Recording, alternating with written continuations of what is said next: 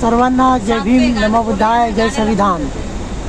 आपण सर्व आता आम्ही नेपाळच्या आणि भारताच्या बॉर्डरवर पोहोचलेलो आहोत।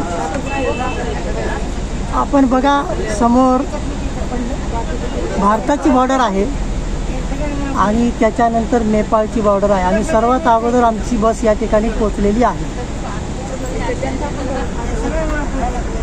बघा ही आहे भारताची बॉर्डर, बघू शकता आपण।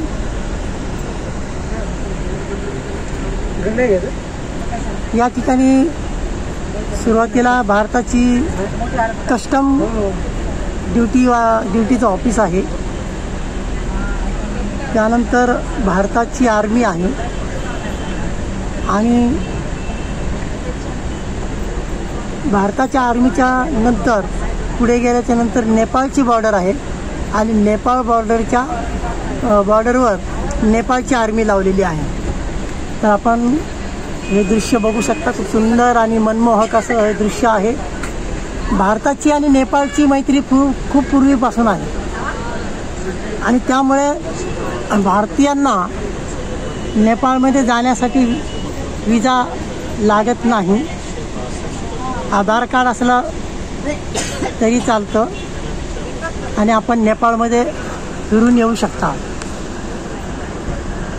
त्याचबरोबर नेपाळमध्ये तुम्हाला सर्व काही ज्या पद्धतीचं तुम्हाला जेवण पाहिजे ते सुद्धा नेपाळमध्ये मिळतं। साऊथ इंडियन, महाराष्ट्रीयन, सर्व इंडियन पद्धतीचं जेवण आपल्याला नेपाळमध्ये अवेलेबल होतं। नेपाळ हा देश खूप सुंदर आणि लहानसा देश आहे। बघा ही नेपाळची बॉर्डर।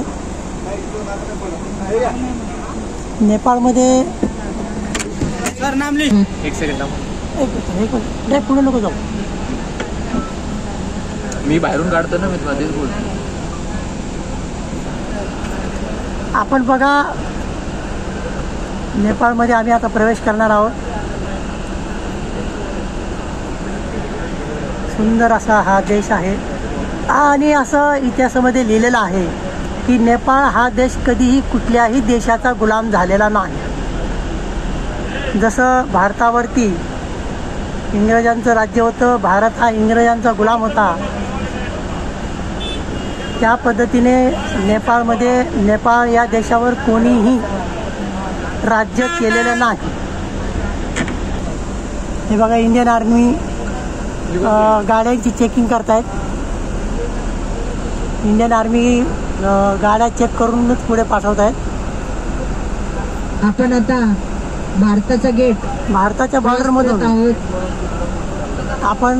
बॉर्डरमधून आतमध्ये प्रवेश करत आहोत। त्यानंतर आमची गाडी ही चेकिंगला जाईल आणि त्यानंतर नेपाळच्या हद्दीमध्ये गाडी शांत बसा। हे बघा या ठिकाणी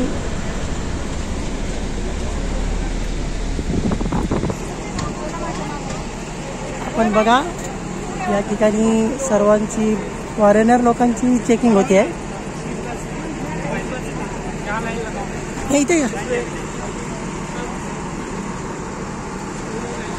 सर्वांना लाईनीमध्ये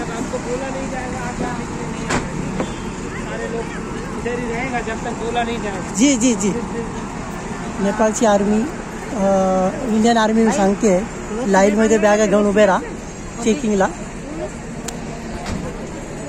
सगळं या ठिकाणी एंट्री होते, एंट्री झाल्याच्या नंतर मग गाड्या आतमध्ये सोडल्या जातात। या ठिकाणी मोठी अशी गेट बनवलं जाते दोन्ही देशांच्या मधलं, काम चालू आहे अजून।